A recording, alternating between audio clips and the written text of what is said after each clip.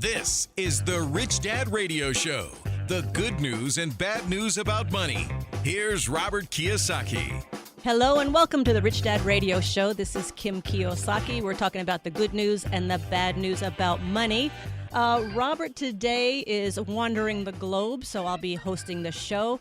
And we have an exciting show for you today because we're going to be talking about what the number one skill you need to succeed in business, to excel at what you do, at your job, the vital skill. This vital skill, it affects sales, it affects marketing, it affects employees, your coworkers, your boss, it affects your customers. It also maybe affects your cash flow, and it could also possibly, if it's so important for business and your work, it could also possibly affect your personal relationships. And that skill is a conversation. Now, we've all talked about conversations. We all have an idea of what a conversation is, but we're going to turn the word conversation kind of on its head today because we have a very, very special guest, and she has a lot of conversations, but they're not necessarily the kind you and I have. For example, have you ever talked to somebody and thought, oh, I'm not going to bring up that subject? Or have you ever had a conversation and said, oh, maybe just a little white lie because I don't want to cause an upset. I don't want to rock the boat. I don't want to have a conflict. And so a lot of times we hide what we really want to say, or we hide the truth. So today's guest, my very special guest, her name is Susan Scott. She's the best-selling author and leadership development expert, the CEO and founder of a company called Fierce Inc.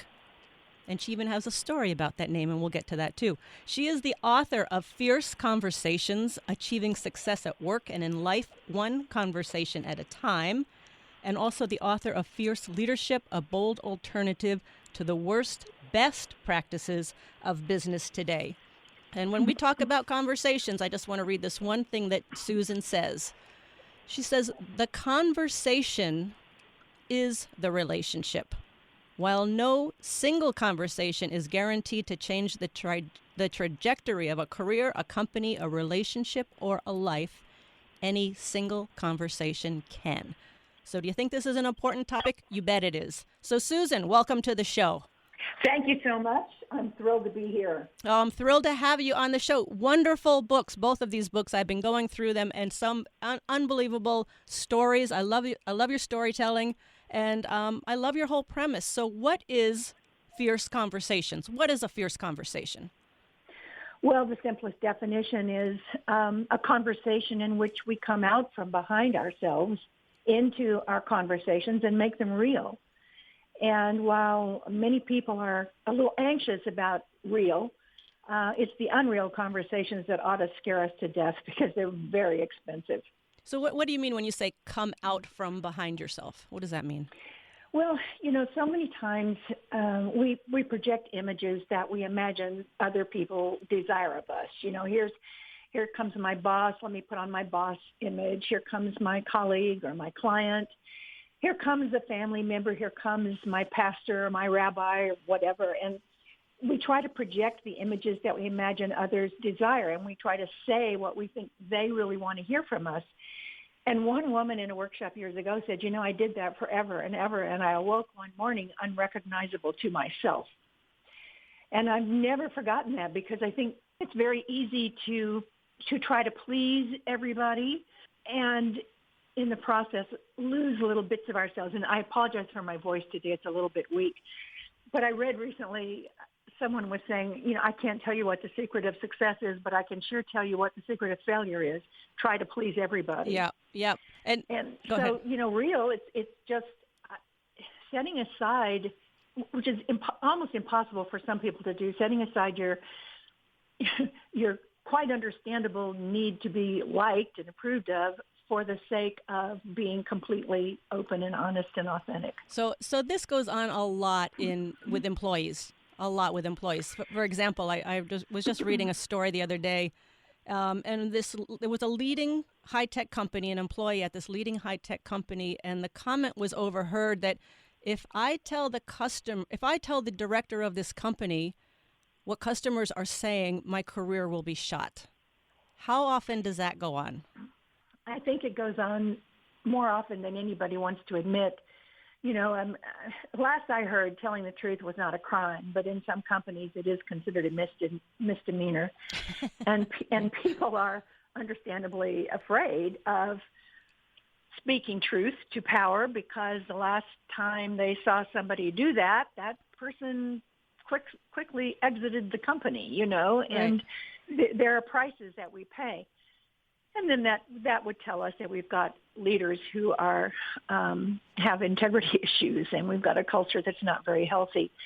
But I have found that just one person in a company, does not even have to be somebody with an impressive title. Could be the newest person who just joined the team. One person who will say something like, in a meeting, I've heard what you are proposing, and I absolutely believe that you want to get it right for all of us, for the company. And I have a different perspective that might be useful. May I share it with you? And puts that out on the table. Meanwhile, people around them are holding their breath because they were thinking that, but just didn't have the guts to say anything. So a fierce conversation basically is telling the truth. That's telling the truth. But the thing is, here's the thing. The truth, what is the truth? Who owns the truth? That's a good question. Nobody. That's a very good. Everybody has their own truth. Exactly, and everybody owns a piece of the truth. I mean, we have an analogy when we're teaching people how to have terrific meetings that turn a group of people into an amazing think tank. We have an analogy of a beach ball, and you think of a beach ball that has all these different colored stripes, and everybody in the organization is standing on a different colored stripe on the corporate beach ball and is experiencing the company from that perspective. So if you say, hey, we're blue and therefore we need to do this, meanwhile, I'm standing on the opposite side of the beach ball. I can't even see blue from where I'm standing. I'm up to my ears in red, and I want to put this red stuff on the table, and you don't know what I'm talking about. And meanwhile, somebody over here is dealing with yellow, and somebody over here is dealing with green. And when you ask, well, who owns the truth about what color our company is? Everybody owns a piece of the truth, and no one person, not even the CEO, because nobody can be in all places at all times. No one person owns the entire truth. So what do you do? What do you do? One of the objectives of a fierce conversation is to interrogate reality. And we have to understand, A, no plan survives its collision with reality, and reality has a habit of changing, which can seriously complicate our fantasies about how things are going to go. And B, there are multiple competing realities existing simultaneously on just about any topic under the sun. So you're talking about really being open-minded well, to hear other points of view. Yes, and what I would want a leader to understand is his or her job is not to be right. Their job is to get it right. And to do that, I've got to invite and really sincerely invite competing perspectives and thank people for challenging some of my favorite opinions or beliefs, because in an ideal scenario, our conversations would provoke learning for everybody in the room, everybody involved. This is a really important thing that you're saying, Susan, because let's look, we've done many shows about topics on student campuses about these safe places, and people want to have their own point of view. There's a pollster, a very well-known pollster named Frank Luntz, and Frank said he does all these focus groups, and he says today people used to debate and we used to have these lively discussions, and he says now today everybody just wants to impose their point of view, and people are getting more and more closed-minded to what's going on out there. So how I mean, your message is so important. How do you break through this whole environment where it's so much more I'm right and you're wrong, and if you disagree with me, you're dead to me? Well, I think we're operating out of a lot of fear. I mean, I'm not going to get into politics because that would not be a pretty picture right now. But, our it's kind of the epitome of what you're saying, isn't it? Yeah. Our divided nation is a perfect example of I'm right, you're wrong. Yes. And it's very hard. It's very, very hard to listen to someone espouse their point of view when you believe down to your very toes that they are not only wrong, they are dead wrong. This is horrible. What can you do? So I think what what will really help us all is to say, tell me more, say more about that. Help me understand how you came to that belief. I mean, what is it? And be really asking, because it's not okay to say, well, say more about that with a really sort of a smart-ass attitude and, our arms folded across our chest so the person can tell that we aren't really asking. So we have to really, really ask. And then we have to understand how to make a strong case of our own. We have to say, this is what I believe, and this is why I believe it, and this is what I believe is at stake based on what any of us believe. Bullet, bullet, bullet. We often don't get to the here is what I believe is at stake for us to gain or lose based on the beliefs that we hold. And we can believe anything we want to believe, but we're responsible for what we choose to believe because there are outcomes. Once again, this is Kim Kiyosaki. I am hosting the Rich Dad Radio Show, the good news and bad news about money, while Robert is wandering the globe. And we are talking with Susan Scott. She is a best-selling author and leadership development expert. Her 2 books are Fierce Conversations and Fierce Leadership. And what Susan's really talking about is something that is very, very badly needed here in the U.S. and around the world, which is a fierce conversation, which is simply start telling the truth.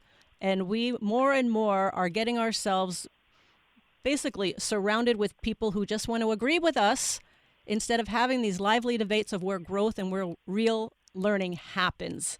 So, and if I can interject, yes, go right ahead, Susan. If I say I really want to, I'm going to tell the truth, I have to understand, and I really should position it. I'm going to tell you what my truth is, because if I say my truth is the capital T truth, and anybody who doesn't agree with me is just flat out wrong, then I'm not going to have a very excited audience.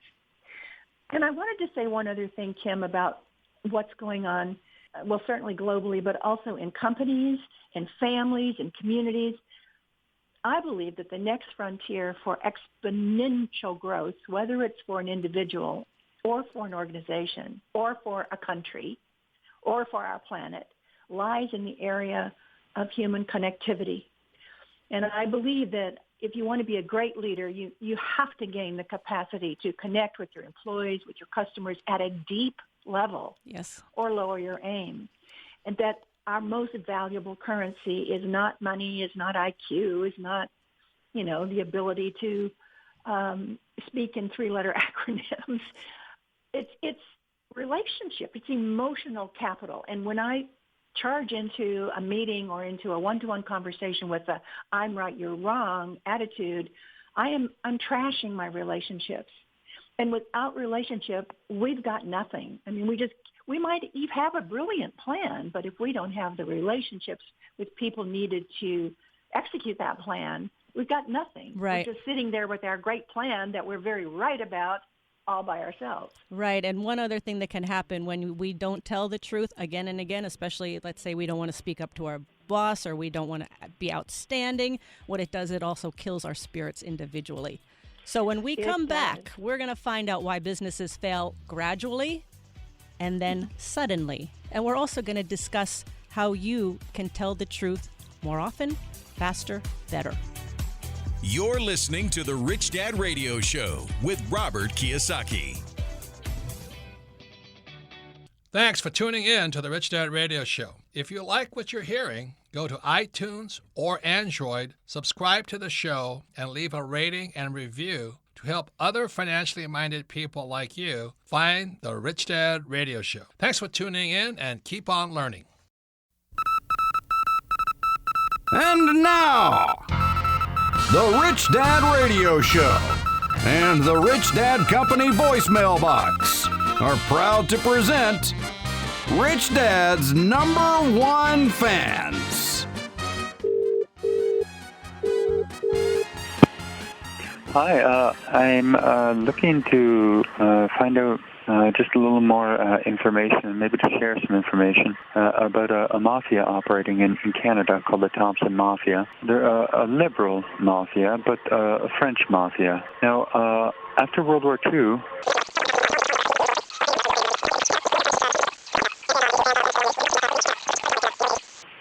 what we're seeing here is a Cajun revival. In the old days, the French and Mexicans used to vie with the British for North America, and then they lost for a big while. Now they're striking back. The Cajuns are making a revival.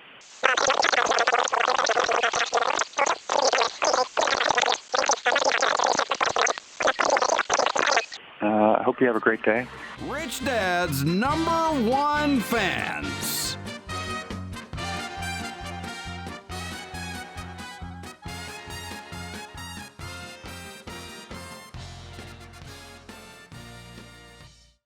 Every business owner and real estate investor needs asset protection. Entities like LLCs, S or C Corps are vital to protect yourself and your business. Let Corporate Direct guide you through the process of forming a corporation or LLC. Corporate Direct is owned by Rich Dad advisor Garrett Sutton and is Robert Kiyosaki's choice for corporate formation. Mention Rich Dad and receive $100 off a formation. Call 800-600-1760. That's 800-600-1760. Or visit online at corporatedirect.com. That's corporatedirect.com. Your financial education continues. Now back to Robert Kiyosaki and the Rich Dad Radio Show. Hello and welcome back to the Rich Dad Radio Show, the good news and the bad news about money. This is Kim Kiyosaki, and I'm hosting the program today as Robert is trekking around the world. You can listen to Rich Dad Radio anytime, anywhere on iTunes or Android, and we archive all our programs because, as we say at the Rich Dad Company, repetition is how you learn. So listen to these programs again and again because every time you listen to them, you're going to hear something new. And today we're talking about a very important subject. We're talking about, the book is called Fierce Conversations, and we're also going to get to fierce leadership. But it's much more than a conversation, in my opinion. It's really about, the fierce conversation is about telling the truth. And telling the truth in situations where you don't want to tell the truth. You don't want the confrontation. You don't want the upset. You don't want to possibly get fired. You don't want your spouse to walk out on you. Because sometimes what happens, and we're going to talk about this, these things build up. And when you do finally decide, I'm going to tell the truth, it could be a whole bag of worms, a whole can of worms. So today we have the expert, and she's going to tell us how to handle this. Her name is Susan Scott. She is the author of Fierce Conversations, Achieving Success at Work and in Life, One Conversation at a Time, and Fierce Leadership, a bold alternative to the worst, best practices of business today. Susan, there is so much we have to talk about. Let's start with a business. And businesses today, okay, the word I hear all the time, we're so transparent. We're transparent. Everything, we're an open book. And then when you really dig inside, there is no transparency. There is no open book. There is no conversations going on. There's no truth-telling happening. How does, number one, a company who wants to have this environment of telling the truth and having these important conversations and not being a fear-based organization, how does a leader or how does anyone within the company start to make that happen? That's a great question, Kim. They've got to understand what they're doing, probably unconsciously, that shuts everybody down. So, for example, a leader might say, or anybody who's running a meeting might say, I really want to hear your ideas. I'm open to all ideas, even if, they're different than mine. And it could be very quiet while people try to decide, is this the hill on which I'm prepared to die? But maybe yeah, they're all sitting there going, I'm not going to raise my hand. Right.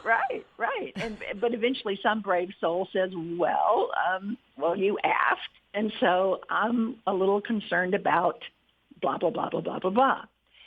And the leader, sometimes you can just tell by the expression that comes over their face immediately, where they sort of turn into the Stone Mountain look. Or you can tell that they're gritting their teeth. But when the leader finally says something, what he or she often says is, yes, I hear you, Mike, but. And then, in fact, I just watched the Game of Thrones, the newest program in the new season. And there's a line in there where I think Tyrion or somebody says, everything that happens before but is horse. Yes, absolutely. Absolutely. Yes. And I laughed at that. And we've created a meme to go along with that because it's so hilarious. But we actually practice. If we're going to say something like that, instead of but, we say da-da-da-da and da-da-da-da. Yes. Because it really does. The but word negates everything. Negates everything. It absolutely does. What it indicates, as soon as I say, yeah, I hear you, but, I'm saying either no, I don't hear you. I wasn't really asking, yeah, or apparently you haven't yet grasped the brilliance of my thinking, or you're wrong. Right. So the leader, so the leader or the head person, or it needs to start there, right? What if, in a lot of cases they don't want that. They want the yes people around them. Well, if they do, then they can look at the results that their company is producing to see that probably isn't working, because everybody says we need innovation in our company, and yet if people's competing ideas are shut down, then we're not going to get innovation. We're just going to get whatever is the best thinking at the moment of whoever is in charge. And that just, I know from my own personal experience that I would have made many blunders over the 16 years of running Fierce if I hadn't really listened to people on our team and changed course from time to time, because they persuaded me that I was really missing the big picture. I was really missing something important. The thing is, ideally, it would start with the leader. I mean, ideally, the leader would be modeling this transparency that we all say that we want, and that scares us half to death. But honestly, it can happen. It can start anywhere. As I said earlier, there's so many times I've seen where one individual can change the whole conversation. Like if you've ever been in a canoe, I practically grew up in a canoe in Tennessee. Okay. And let's say you're in a canoe and you learn that if you put your paddle in the water at a certain angle and just hold it there for a minute, the canoe will change direction dramatically.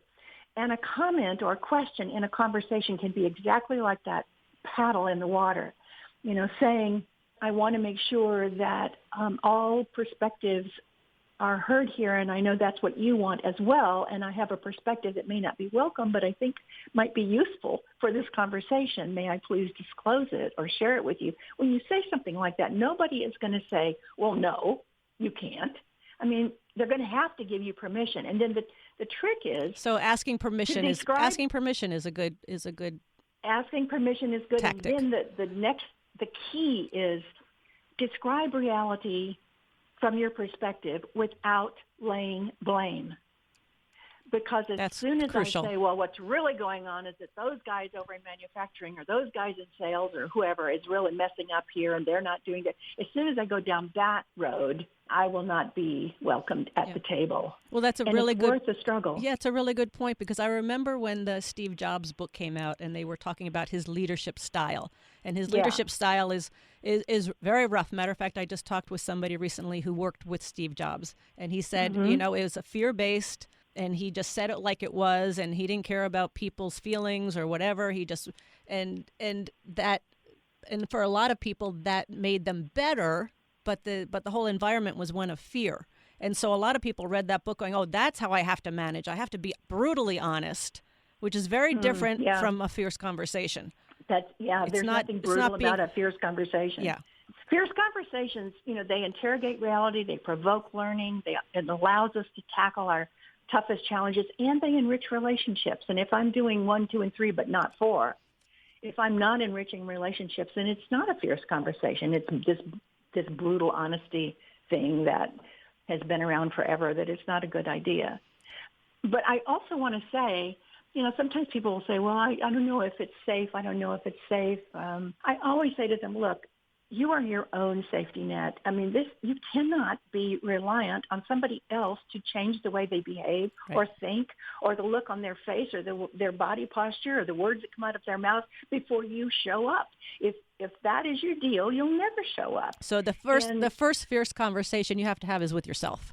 Absolutely. That's number one. And yes, and I think I want people to understand that in a very real sense, the progress of your company depends on your progress as an individual right now, today, not when the sun, moon, and stars are perfectly aligned and the right music is in the background, not when it's easy, but when it's hard. Because if a problem exists in our company or in our family or wherever, if a problem exists, it exists, whether we talk about it or not.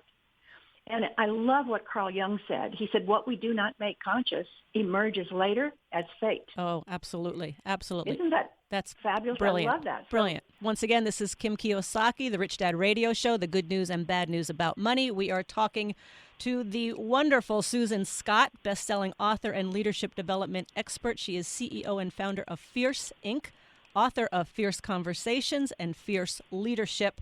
And I think you're touching on the core of this whole thing, Susan, when you say it comes down to the individual. So, for example, and I'm going to say it again because this is in your book, this story about this woman, young woman. She started at work, new job, and she was so excited, and it was a big opportunity. And as soon as she got in there, she found out that her coworkers were like, hey, don't rock the boat. And don't come up with these big ideas and kind of be invisible and be quiet. Right. And so she little by little stopped asking questions. All of a sudden, this job became small. And she said, within a few weeks, I was driving to work. I psyched myself down for a job that was too small for me. Within a month, I had absented my spirit. That's the killer right there. It is, and that's in Studs Terkel's book called Working. And I'll never forget that. She had absented her spirit from her work.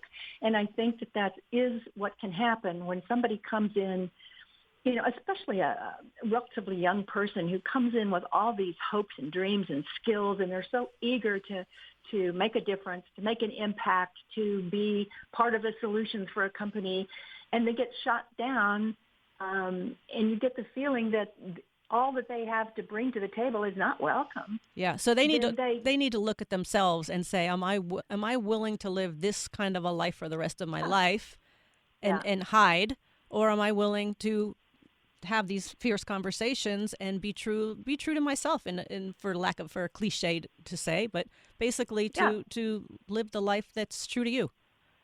And to have a conversation with whoever it might be in the organization that is trying to shut them down. And if you pick up, and I would highly recommend Susan's book, Fierce Conversations, you'll hear some of the fierce conversations she's had with some very powerful CEOs, and it'll surprise you. It surprised me on many occasions. So when we come back, there's so much to talk about. We didn't even get to what we were going to talk about. What we were going to talk about is why do businesses and people fail gradually, then suddenly. We're going to get to that. And I also want to touch on, Susan, when we come back, fierce leadership. Sure. And who, in your opinion, are fierce leaders and who are not? And how, if you're not a fierce leader, how do you become one? You're listening to the Rich Dad Radio Show with Robert Kiyosaki. Rich Dad Coaching offers a phenomenal variety of services and custom strategies, all aimed at ensuring a secure, comfortable, and rich future for you and your family. Now you can get weekly access to exclusive Rich Dad coaching services through our live stream events. Go to richdad.com and click on the on-demand banner at the top of the homepage. Great new videos are updated regularly. Get inside knowledge and insights from Robert Kiyosaki himself, Rich Dad coaching professionals, and more. Go to richdad.com and click on the on-demand banner at the top of the homepage. This is the Rich Dad Radio Show, the good news and bad news about money. Here's Robert Kiyosaki. Welcome back to the Rich Dad Radio Show, the good news and the bad news about money. This is Kim Kiyosaki. Obviously, I am not Robert Kiyosaki, as he is off trekking the globe. And we are doing a wonderful, fun, exhilarating, eye-opening show. And again, you can hear all of these podcasts at Rich Dad Radio. You can listen to Rich Dad Radio anytime, anywhere on iTunes or Android. And again, we encourage you to re-listen to these programs, because you might listen to a program 3 months from now and you're in a whole nother space and you're going to hear something totally different than you listened to it for the first time. Or share it with friends, listen to it with family. It's a great way to learn together. And today we are talking to the brilliant Susan Scott, best-selling author and leadership development expert, CEO and founder of Fierce Inc., the author of Fierce Conversations, Achieving Success at Work and in Life, One Conversation at a Time, and Fierce Leadership, A Bold Alternative to the Worst Best Practices of Business Today. So, Susan, before we go any further, I just need to hear one story. Tell us one story of a fierce conversation you've had with, let's say, some powerful CEO or somebody like that. I've got a long list of them, but one that I often share with people because it has some humor to it is there was a CEO who really wanted to become a member of one of my CEO think tanks. And so I went to his office to meet with him for the first time and walked in and introduced myself, and he just started talking, and he just talked, and I tried to interject, even a question, but there was no interjecting anything at all. And finally, I kind of waved my hands and said, hang on, stop. I said, the word conversation comes from the Latin conversare. It means an exchange of ideas and sentiments, and it starts with con, which is Spanish for with. And we're not having a conversation. We're having a versation. And he laughed, and he said, yep, my wife says that all the time, and he kept right on talking. Of course he did. It just talking, and I finally just stood up and walked to the door of his office, at which point he said, wait a second, where are you going? And I said, I'm leaving. He said, do you remind me of someone from my past who had a style of lovemaking that did not require my presence? He said, what? And I said, look, here's the deal. I don't know that you and I can go anywhere because I think you've got a serious problem with talking so much that you won't let anybody else into the conversation. And I hate to think of what it is like at a meeting here with your executives. I know I myself am personally bored right out of my socks. And I'm going to take a little walk around the building, and then I'll come in and I'll ask you what is the most important thing we should be talking about. And you'll tell me, and then I want us to have an actual conversation. And when I came back and asked him, he said, I want to talk about the fact that I think my wife is about to ask me for a divorce. Wow. And I said, okay, let's go there. And we did, and she did. And it was too late to save that marriage, and who could blame her? Really. And the thing is that he was a good person and a very smart person, but he initially would not let anybody else in. He just loved to hold forth. Yep. And I think it was partly because his father had founded the company and had retired and turned it over to him, and he felt like he had to prove himself. All this. Yeah, that all makes those sense. Issues. I'm not a shrink, so I don't know for sure, but we finally worked through it. but and that's a great story. That's a great story, and that's what you do. Those are the fierce conversations you have, and the fact about the divorce goes perfectly into what we wanted to talk about, and that I didn't expect that to happen. But there's a quote you have from Hemingway in your book. Yes. What is that quote? Yeah, I had been running think tanks for CEOs here in Seattle, where I'm based, for 13 years, and I had two groups, a total of 30 non-competing CEOs, and I'd had well over 10,000 hours of conversations with them, either individually or as a group, when I was reading Hemingway's The Sun Also Rises, in which a character is in a bar in Spain with a bunch of his friends, and they've all been drinking. And one of his friends asks him, so how did you go bankrupt? And he says, 2 ways, gradually, and then suddenly. And I laughed.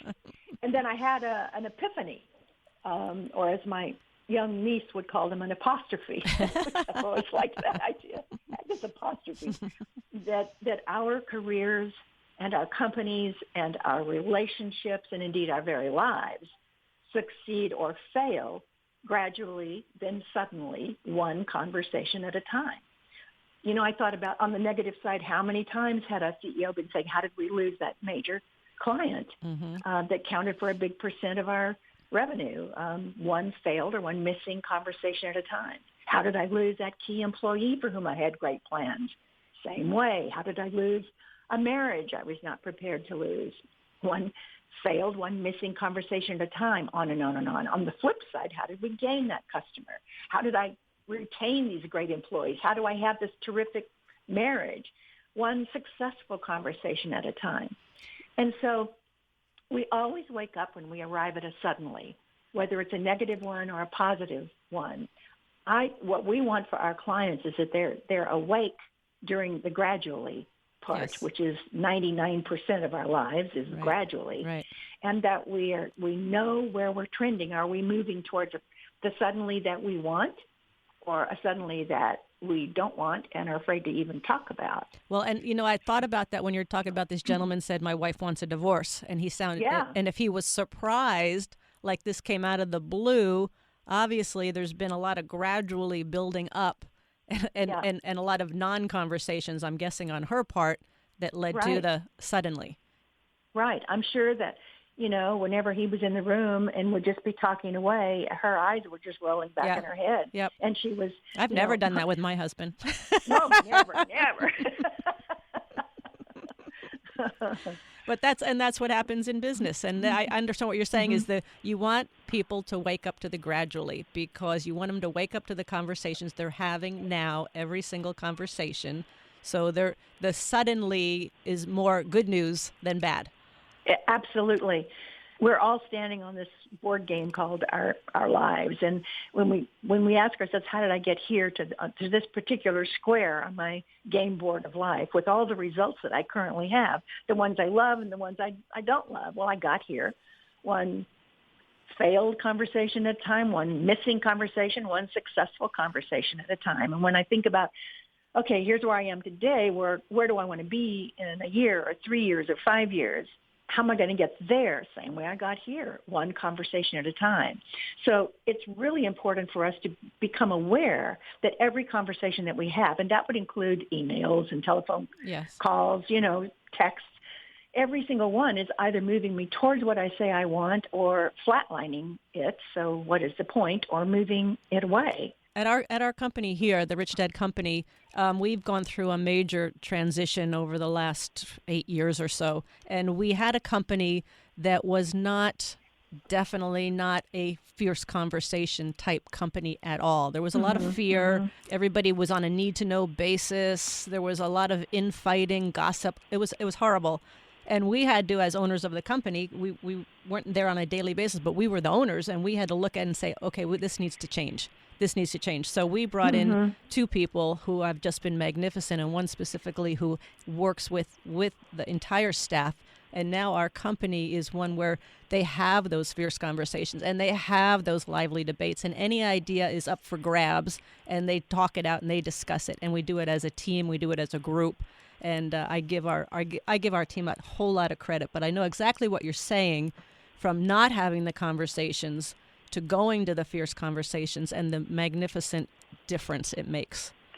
Boy, I'm really glad that you guys made that wonderful transition, because now you are enjoying the results. We are. There's sort of an energetic flat line in a company where we don't feel like we can show up. But a lot of people think that there will be consequences for them to be real when there won't be. It's just that they were taught all of their lives, don't disclose what you're really thinking and feeling. It's too risky. And they've bought into that belief. And so even if someone really sincere says, tell me what your thoughts are, they're terrified of doing that. And that's just a shame. Once again, we're talking with Susan Scott, author of Fierce Conversations. Fierce leadership. What is fierce leadership? Well, I overheard one of our leaders here after she got off the phone talking with a client. She said, oh, my gosh, they've got some of the worst best practices I've ever seen. And I got the idea for my second book. And, for example, the first one is 360 anonymous feedback. I think that's one of the worst so-called best practices ever. Anonymous feedback.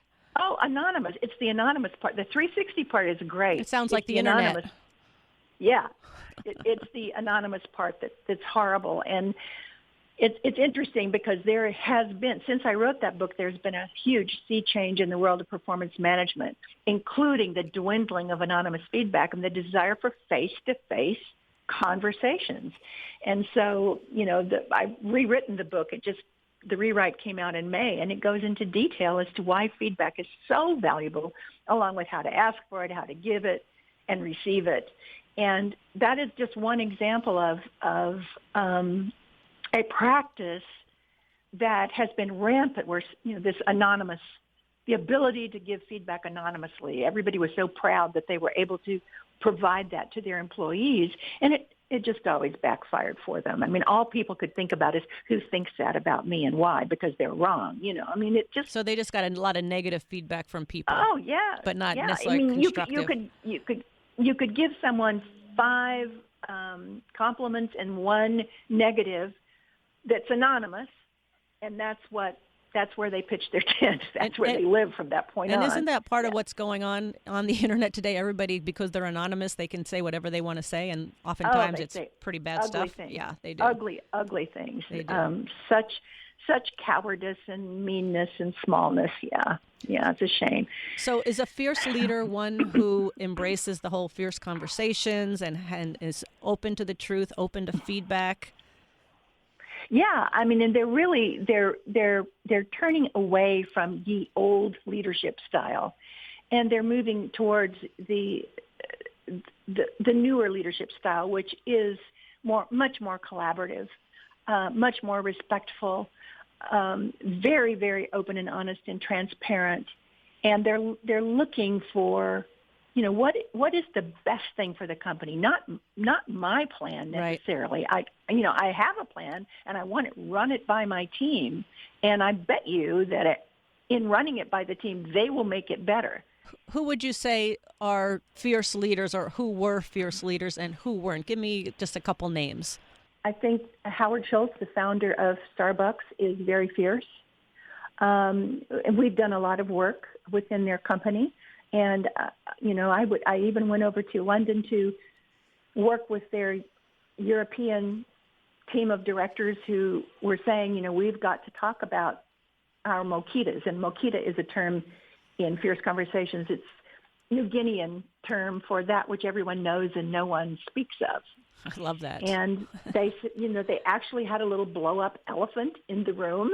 And they said, we're going to embrace this elephant. We're going to turn it around and look it right in its eye, and we're going to address and resolve all of our mokitas, because if we don't, we will not be able to deliver our goals to the company. But I say Howard Schultz because years ago, when suddenly Starbucks stock took a dive and he came back in, he was completely transparent with everyone, including the stockholders, saying we tried to grow too fast, and here are some things that we did that weren't the smartest moves we could have made. Here's what the plan is to turn things around. It's not going to happen overnight, but it is going to work. And I'm inviting you to send me your ideas. They had a whole area of a website set up for people to send in suggestions or even to surface issues. And that was a great example of fierce leadership. Do you have an example of someone who's not a fierce leader? Well, there've been quite a few in the news. We're going to keep politics out of it. Yeah, we're going to keep politics out of it. I'm biting my tongue. But even in a lot of the tech companies where we've had a lot of the sexual misconduct, and people are told don't say anything about this. Don't bring it up because you won't get an investor, or you won't keep your job, or you'll be demoted, or you'll be whatever. I mean, what a shame. What an interesting culture. And that's just one of many examples, but look at Fox News, look at a lot of the other organizations where Penn State, that kind of behavior has been rampant. Yep. And people lived with it for decades. And then finally one person says, you know what, enough. I'm gonna call it what it is, and then all of a sudden everybody comes out of the woodwork and says, and me too, and me too, and me too, and me too. This whole thing about having the fierce conversations, the whole thing about the truth shall set you free, is really what you're saying. Because think of in those instances, these people had to cover up so much, and what that did to their self-esteem, and what that did to their spirit, and what that did to their everything it's a killer. So that's a great, really good example. It literally is a killer because it affects our immune system. I mean, it really does. When we're holding all this stuff in, it really does affect our immune system. And that means we're more vulnerable to opportunities to get sick. And so it's a killing thing. It kills the spirit. It can damage the body for us to sort of suck up all this stuff that we see is going on or sense is going on and not say anything about it. Yeah. I do want to make one other point, Kim, that's really important. Sometimes people understandably think that a fierce conversation is the one in which I tell you what I think of you and the horse you rode in on. Yeah. And it's also, remember, it's about being real. So it's also, let me tell you what it is about you that just knocks some socks off. The way you handled challenges in the meeting, you weren't defensive. You kept saying, well, say more about that. You thanked people for challenging your ideas. You were amazing, and I just hope you keep doing that in the organization because that's really important for all of us. That's fierce. Fierce is not just about dealing with issues and dealing with problems. It's also letting people know that you see them, that you value them, that you respect them, that you love them. Our listeners are always looking for, how do you start? Where do you start? Where do you start to tell the truth? And I just want to read this one question that you put in your book. You say when all the CEOs come together, there's often their conversations often begin with the question, given everything on your plate, what is the most important thing we should be talking about? And that to me says, that's good too for the CEOs, but that's also a question I could ask myself. Given everything on my plate, what's the most important thing I should be talking about to this person or to myself? Yes, absolutely. And that is how, for years and years and years, I worked with CEOs, and that is the question I began every single meeting with them. But it's also the question that my family members ask. When we get together and we say, is there, what is, given everything that's on everybody's plate, what's the most important thing we as a family should be talking about? It's a great question. Yeah, and it's a great question within a team, within a company. It's a fabulous question for a leader to ask his or her team. I've got my agenda here, but I recognize I might not know everything that's going on. So I want to ask you, given everything that's on your plates, what do you feel is the most important thing we should be talking about? And if somebody says, I don't know, then I would want that leader to say, well, what would it be if you did know? Yes. Very nice. Very nice. Yeah. Well, we are just about out of time. I do have one final question for you, Susan, because I think this is kind of funny. You were you named your company Fierce Inc. Yes. And you got some negative feedback about that. I did. As a matter of fact, why? My publisher really wanted me to change it to Powerful Conversations. And I said, well, that would ensure that nobody would ever look twice at this book. Yes. The word fierce the phrase fierce conversations, the first time I heard somebody say it, it really shook me. It woke me up. It got me curious. And so I want people to see that title and to think, well, what is that? And at least turn the book over or look inside if you're on Amazon or wherever you are to see, well, what is this about? Did so it have I chose it deliberately. Did the pushback come from anything from the fact that you were a woman? And that was a different word for a woman? I don't think so. I don't think it came from that. It has come from a couple of clients who said, well, we can't bring anything in that's called fierce conversations because, it would make everybody really nervous. And then we have to say, wow, you're not holding your employees able to grasp what this is in the first 30 seconds of a conversation. You're treating them as if they're not very bright. And that's a shame because, within the first moment of training, people get, oh my God, I understand what this is and I want more of it in my life. Yeah, show me how. And it stands out, and you stand out. And I really want to thank you for the great work you're doing because, as I said earlier, the world needs these fierce conversations, and the world needs to be more truthful and telling the truth and not all this politically correct. I'm going to go to my safe place, and I only want people that agree with me. So thank you for the work you're doing, Susan. Again, please get her books, Fierce Conversations and Fierce Leadership. Susan, I can't thank you enough. Great program. I'd love to have you on the program again because we just scraped the top of the iceberg on this one. I know, and I'd love to be on it again. Kim, thank you so much. You're a great host. Thank you, Susan. And when we come back, we're going to go into Ask Kim. You're listening to the Rich Dad Radio Show with Robert Kiyosaki. Every business owner and real estate investor needs asset protection. Entities like LLCs, S or C Corps are vital to protect yourself and your business. Let Corporate Direct guide you through the process of forming a corporation or LLC. Corporate Direct is owned by Rich Dad advisor Garrett Sutton and is Robert Kiyosaki's choice for corporate formation. Mention Rich Dad and receive $100 off a formation. Call 800-600-1760. That's 800-600-1760. Or visit online at corporatedirect.com. That's corporatedirect.com. The key to achieving your dreams is to develop a rich mindset instead of an excuse mindset. Instead of saying, I can't afford that, ask yourself, how can I afford that? It's amazing how a simple shift in thinking can open a world of new ideas and endless possibilities. Let the Rich Dad Company help kickstart your journey to financial freedom. Robert Kiyosaki and the Rich Dad Company have compiled Robert's top secrets to creating a rich mindset, now available in a 10-minute ebook, How to Achieve a Rich Mindset. This offer is available for a limited time only, so get yours today. Get your free ebook, How to Achieve a Rich Mindset. Go to richdad.com and look for the banner. Again, this is available only for a few days, so act fast. Go to richdad.com and look for the How to Achieve a Rich Mindset banner. Log on to richdadradio.com while you listen. Now back to Robert Kiyosaki.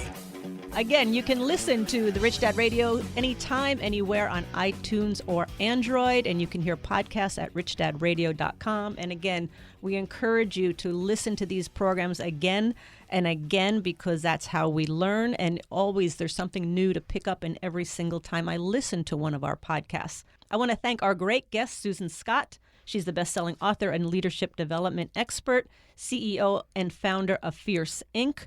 And I just want to share two quick things. We talked about at the end of the show, the key question to ask is, given everything on your plate, what is the most important thing we should be talking about today? Whether it's with your family, whether it's with coworkers, whether it's with your executive team, or whether it's a conversation with yourself. And the second thing she said, if you're not sure how to begin having these fierce conversations, she says, begin listening to yourself as you've never listened before. Begin to overhear yourself, avoiding the topic, changing the subject, holding back, telling little lies and big ones, being imprecise in your language, being uninteresting, even to yourself. Not that none of us have ever done that.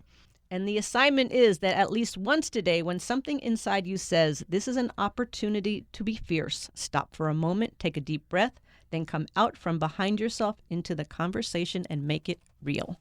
So now we are going into Ask Kim. And if you have any questions, please submit them at richdadradio.com. You can ask Kim, you can ask Robert, you can ask Robert and Kim. Melissa, what's our first question? Our first question today comes from Audrey in London. Favorite book, Midas Touch. She says, Kim, what do you do when you are in a relationship and only one of you wants to become rich and the other one wants to spend all his money and time on leisure activities and only work 9 to 5? Well, what is her name? Audrey. Audrey, we have a book for you. It's called Fierce Conversations. You got to start the conversation, and I'm really going to recommend this book because this is the exact kind of situation where I bet you haven't, or he hasn't, you haven't sat down and really had these conversations about what you really want and really discussed it. Susan explains in the book how really you do that. How do you go about that? Because I just know from me and Robert, when we have values that are opposite, it can wreak havoc. And we need to figure out how we get on the same page one way or another. Not that we always are going to agree, but if you really have this goal of being wealthy and being successful and he doesn't support that, then the chances of that happening are really slim. Next question, Melissa. Our next question comes from South Africa, from your fans in South Africa. I love South Africa. Go Springboks. We love the Springboks rugby. That's right. Favorite book, Cash Flow Quadrant. Says, how do you keep thinking positive things all the time, even when there are obstacles in the way? How do you keep constant focus? How do you keep positive? I can't say that I've been positive all the time, but I can say this, and this is a principle that Robert and I live by, is when we have a problem, when we have a challenge, when we have screwed up, We might be down for a little bit, but basically we go, okay, what's the lesson to learn? What do we need to learn from this? Because once we learn this lesson, we're going to grow and we're going to be better. So every time there's an obstacle in our way or a challenge or a problem, we just look at it as this is going to make us better. So you got to deal with it. You got to handle it. But most importantly, you need to look for the lesson within the problem, because every single problem has a lesson. Every single problem has a clue. And the clue is to guide you to be better than you are today. So look for the clues. The clues are all around you. They don't even have to be in challenges and upsets. They can just be something pops into your world and you go, I need to pay attention. So how do you stay focused? Start paying attention, being aware of pay attention and be present. The more present you are, the more successful you're going to be.